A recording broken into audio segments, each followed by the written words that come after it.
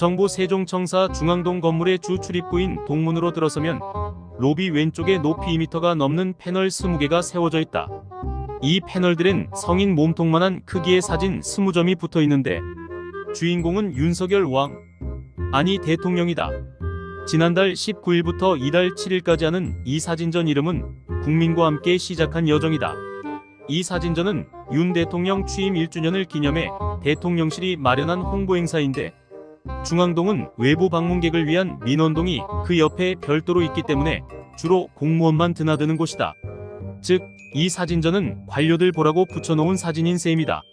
전시된 사진들을 보면 대통령 취임식, 미국 백악관 환영식 같은 정부의 공식 행사뿐 아니라 윤 대통령이 축구 국가대표팀 친선 경기를 관람하고 프로야구 시구를 하거나 반려견 4마리와 함께 웃는 모습 등 사생활 사진들도 전시되어 있다.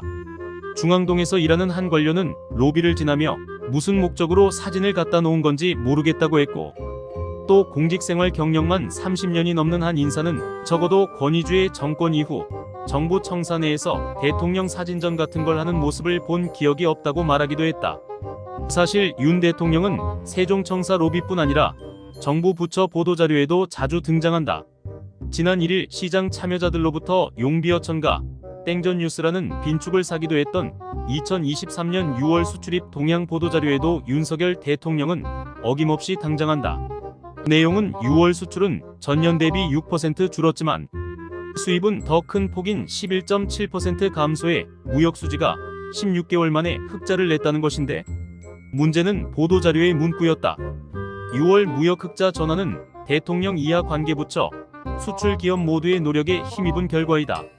그간 정부는 대한민국 영업사원 1호인 대통령께서 직접 주재한 수출전략회의와 정상외교를 통해 우리 기업의 수출과 수주 확대를 범정부적으로 지원하였다. 사실 언론과 국민을 대상으로 작성하는 보도자료에서 대통령께서라는 존칭을 쓴 건 매우 이례적인 일이다. 한마디로 대통령 보라고 만든 보여주기식 자료라는 뜻이다. 정부가 4일 발표한 하반기 경제정책 방향도 첫 장부터 대통령 얘긴데, 세일즈 정상외교, 아랍에미리트 300억 불 투자 유치가 자료 첫 단락부터 쓰여있다. 저는 사람에 충성하지 않기 때문에 제가 오늘도 이런 말씀을 드립니다. 2013년 국회 국정감사에서 검사 시절 윤석열 대통령이 남긴 어록이다.